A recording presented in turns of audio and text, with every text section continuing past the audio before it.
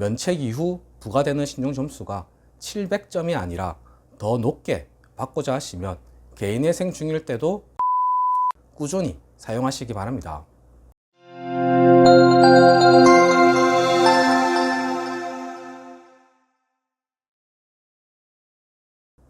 안녕하세요. 노태우 변호사입니다. 개인회생 개인 파산의 최종 목적은 면책을 받아서 정상적인 경제활동을 할 수 있는 상태로 돌아가는 겁니다. 정상적인 경제활동을 하기 위해서는 신용도가 중요합니다.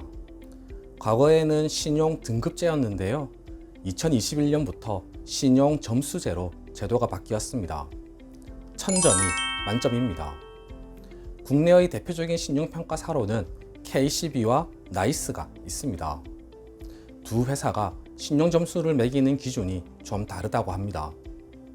신용점수는 신용평가회사 홈페이지나 최근에는 여러 금융 어플에서 확인 가능합니다. 개인회생이나 개인 파산을 성공적으로 진행하면 최종적으로 면책 결정을 받게 됩니다. 이후의 절차에 대해서 말씀드리겠습니다. 면책 결정이 나고 항고기간인 2주가 지나게 되면 면책 결정이 확정되는데요.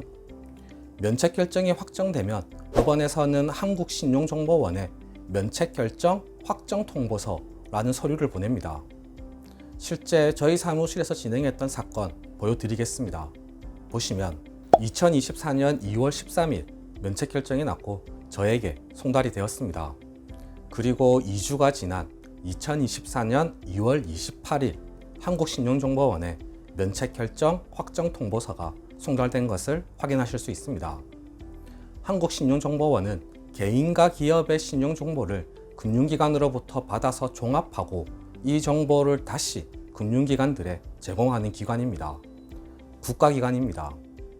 한국신용정보원이 면책결정 확정 통보서를 받게 되면 개인회생의 경우에는 즉시 과거 기록을 삭제합니다.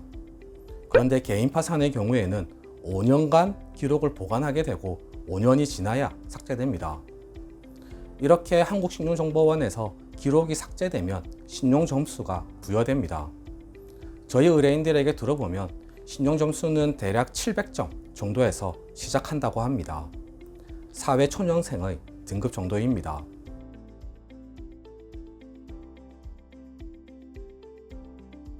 이제 신용점수를 올려야 하는 건데요. 제가 정리를 해보니 크게 3가지 분야로 나누어질 수 있겠습니다. 첫 번째는 카드 관리입니다. 신용카드, 체크카드인데요. 저는 개인적으로 체크카드를 권해드립니다. 어차피 개인회생 진행 중에는 신용카드 발급이 안 됩니다. 체크카드 사용하셔야 하고요. 개인회생 끝나고 면책을 받더라도 바로 신용카드 발급은 안 될 가능성이 높습니다. 그리고 면책 후에 신용도가 높아져서 신용카드 발급이 가능해지더라도 저는 체크카드 사용을 권해드립니다. 어차피 신용카드는 빚입니다.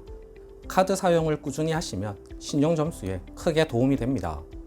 신용회사에서는 이 사람이 소비하고 있다는 걸 확인할 수 있고 그러면 자연스럽게 소득도 있겠구나 라고 판단하는 겁니다. 현금으로 사용하게 되면 신용회사가 알 수가 없습니다. 그래서 카드를 사용하라는 겁니다. 가능한 체크카드로 사용하시기 바랍니다. 정기결제도 일반 계좌에서 자동 이체하는 것보다는 체크카드에 자동 결제를 걸어 놓으시기 바랍니다. 신용점수 올리는데 큰 도움이 됩니다. 그리고 개인회생 중일 때도 체크카드 사용은 가능합니다. 면책 이후 부과되는 신용점수가 700점이 아니라 더 높게 받고자 하시면 개인회생 중일 때도 체크카드를 꾸준히 사용하시기 바랍니다. 사실 저희 사무실에서 진행했던 모든 분들을 일일이 다 확인하지는 못하는데요. 개인회생 진행 중에 꾸준히 체크카드를 사용하신 분의 경우 800점대까지 나왔다고 들었습니다. 만약 신용카드를 쓰신다면 당연한 얘기이겠지만 할부, 현금 서비스, 카드론 절대 안 됩니다. 리볼빙도 신용점수에 악영향을 미칩니다. 신용카드사에서 리볼빙을 그럴듯하게 포장하지만 실상은 빚입니다. 카드사가 받아야 하는 대금을 다음 달로 미뤄주면서 고액의 이자를 받는 거죠. 어차피 빚입니다. 신용카드를 권해드리지 않는 이유가 여기에 있습니다. 사용하다 보면 막 긁게 되고 대금 결제일이 다가오면 돈이 모자라서 현금 서비스, 카드론, 리볼빙 사용하면 또다시 감당이 안 되는 상황으로 몰리게 됩니다. 다시 과거로 돌아가는 겁니다. 두 번째는 계좌관리입니다. 계좌관리에서 중요한 점은 채권자 목록에 올라가 있던 은행의 계좌는 사용하지 마시라는 겁니다. 채권자 목록에 포함되지 않았던 은행의 계좌를 사용하시기 바랍니다. 한국신용정보원의 기록은 삭제되지만 은행이 자체적으로 개인의 기록을 보관하고 있을 가능성이 높기 때문입니다. 채권자 목록에 포함되지 않았던 은행 중 하나의 은행에서 계좌를 만드시고 그 은행을 꾸준히 이용하시기 바랍니다.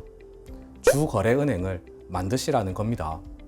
급여도 받으시고 청약통장도 만드시고 예금은 어렵겠지만 가능하시면 적금도 만드셔서 적은 돈이라도 매달 정기적으로 이체하시기 바랍니다.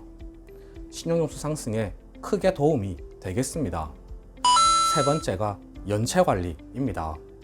핸드폰 요금을 비롯한 각종 대금들, 공과금, 신용카드 대금, 혹시라도 대출 받으셨다면 이자 납부 등 연체는 피하시기 바랍니다. 그냥 제 바람은 연체가 될 가능성을 아예 없애버리셨으면 좋겠습니다. 신용카드 사용 안 하고 대출 새로 받지만 않으면 연체 가능성이 확 줄어들 겁니다. 이렇게 6개월 이상 꾸준히 하시면 신용카드 발급이 가능해질 정도로 신용점수가 올라갑니다. 그리고 다시 말씀드리지만 신용카드 발급하지 마시고요. 오늘은 개인의 생개인 파산 면책 후의 얘기를 말씀드렸는데요. 물론 그 전에 중요한 것은 개인의 생 변제금 잘 납부하시는 겁니다. 이 영상을 보신 분들은 변제금 잘 납부하셔서 면책 받으시고 신용점수도 잘 올리시리라 믿습니다. 네, 오늘 준비한 내용은 모두 말씀드렸습니다. 궁금하신 점이 있으시면 댓글에 남겨주시거나 전화주세요. 최대한 친절하게 상담해 드리겠습니다. 이상 노태우 변호사였습니다. 감사합니다.